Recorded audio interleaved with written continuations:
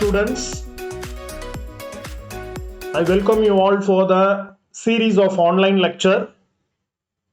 In this particular lecture, we are going to learn about workstation simulations on a very generic scale. Why I say on a generic scale is, so earlier we saw or we discussed about two exercises within which the first one was simulating using human interface and the second one was simulating same interface but of course replaced by robot. Now the thing is, it will be something confluence of both these exercise. In the sense, let us discuss about the blocks required, the products required. The first product here, it is going to be as usual. We are going to use two conveyors. We are going to use from process conveyor to process conveyor. We are going to use a human resource, and the practice is whenever we go for any resources, we are going to use the controller. So as such, we are going to use the controller, and here we are going to have a machine, an FTZ350 CNC lathe machine. So now we'll get into the exercise. So on the desktop, so you can see there is a visual components icon. So let us go double click into it and the software gets open, or otherwise right click and open. Either way it is the same. So it will take a while to open the software. Now this is how the GUI looks. So this introduction, everything we saw in the previous online lectures. So we know the tab layout, everything. Let us cross check it once. If not, we can go for the default layout. Now everything is there. So now let us go to the search and search for FTZ350 machine. Double click it, we get into it. So somewhere position it properly on the shop floor. Now the next thing is, we'll go for a conveyor. We'll go for a conveyor and we'll pick it up.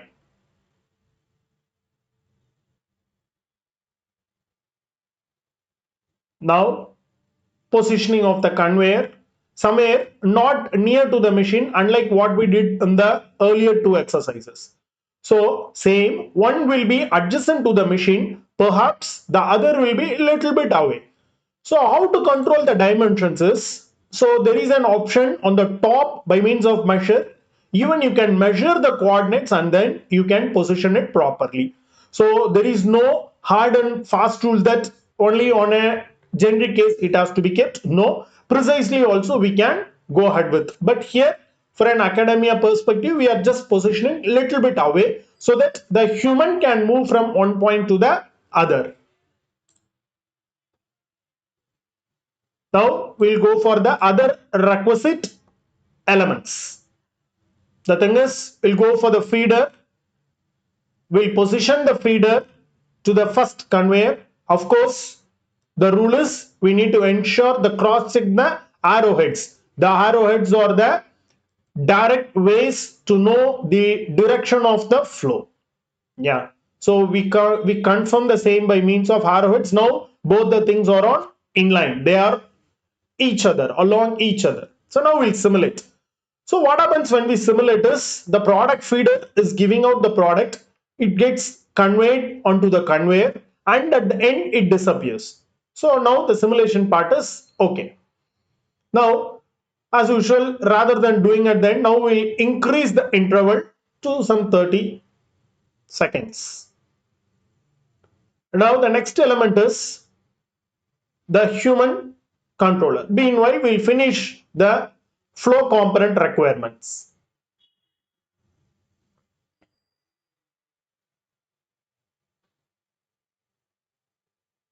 So human auto will position him, will rotate him to the requisite side 90 degrees so that he faces towards the conveyor. Now we'll go to models by manufacturer. See, as I told you in the previous lecture, see, as a beginner, as a dabbler, we can go and search everything. But upon getting experience, now we are gradually migrating towards intermediate level in the learning case. So we can directly go to the folder and we need to know where the components are exactly. So now human transport controller. So it need not to be unlike a robot. It need not to the robot need to be on the controller, but here it is not so. You can keep anywhere on the configure shop floor.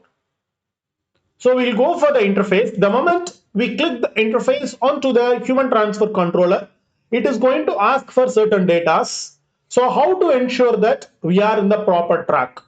If at all we are very safe enough, or the model what we have developed is error free, means how to cross check, how to confirm it is, the moment you click onto the controller, you can see the man will get changed into complete yellow color. It means that there is no error. Now you can go to the resource and come to the resource on the controller. It gets mapped. You can see a spline, a special purpose line being connected to it. Now the connection is done. Now we are left out with two more product requirements. The one is from process conveyor. We'll keep it on the conveyor number 1. Of course, PNP mechanism helps us to position them promptly. Then to conveyor, we'll take to the second conveyor and we'll position it properly. So now the product configuration is ready. It is done. Now we'll go for the next important activity of establishing the processes. We'll go for the modeling tab, within which processes, where we can see the different processes. So by means of labels we can see. Now we'll go for the flow. So on the beneath we can see the flow editor where nothing is there. Now we'll define. The first is from conveyor. Here the transporting medium is human, then 2. Now we can see a link is getting established. Now to the second link.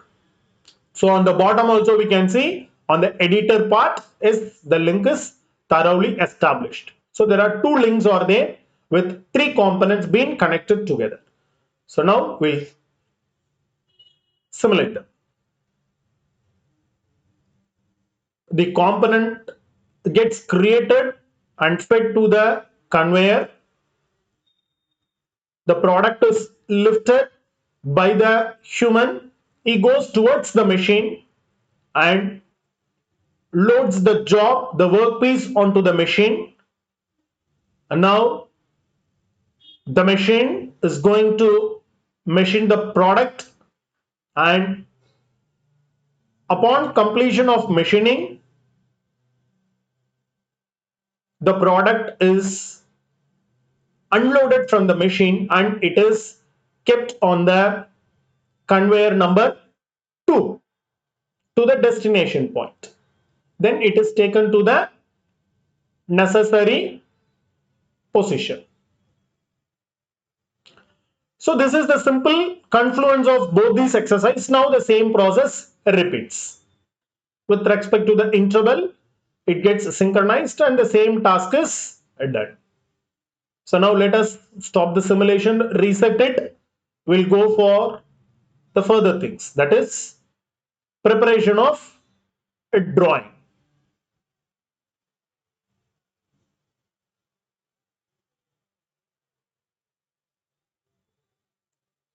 We'll go to the drawing tab. As usual, we'll import the template. Unlike what we did in the other case, rather than bringing a model and without knowing the space requirement, we are supposed to delete it up. So the best and the easiest practice is load the template. Let us select A3 and let us import it. Then we'll go for the requisite view. Now position on the template. Of course, the scale will be minimalistic. Now we can do the scaling up activities to fit to the requirement of the drawing sheet. So now this scale is quite suitable. Now the activity is done. Now, as I told you earlier, we can go ahead with the measurement. Now this will be reflected on the drawing. So that becomes input for the end user. That is, when you want to really come out with the shop floor, now this becomes an input. Now we'll go for the renaming of the title block. We'll have it as factory simulation. Then the part number will be the register number 2127 and some register number of the student of you, of course. Then once the activity is done, we can go for the ballooning item, that is creation of bill of materials. So create bill of materials. Now the ballooning activity as well as bill of materials is done. We can adjust to fit to it. And you may have a ambiguity, or you may feel something is ambiguous, why the balloon is clashing. Yes, you can select the individual entity and then you can move it up to the required area so that no collision or interference is occurring. You can make them collision free. Now the layout is ready. Now we can go for the print activity. Like the same previous exercise, the same methodology we shall adopt, and we'll go save the file, as well as we can go for the creation of PDF.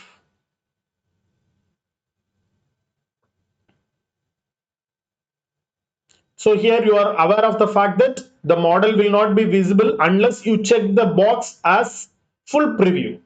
Then the model get displayed.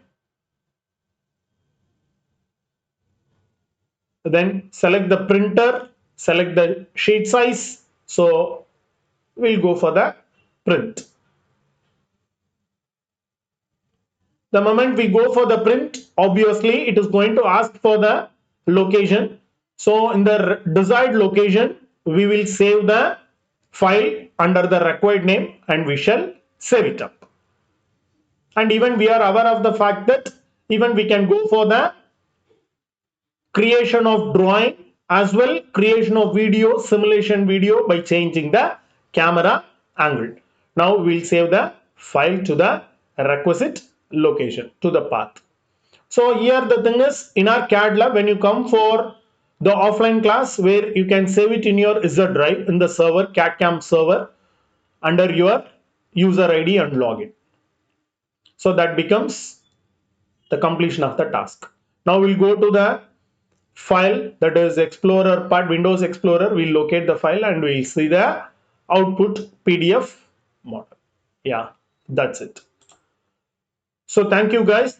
So with this we finish exercise 3, where human as well as machine interface is done in this particular case. Thank you.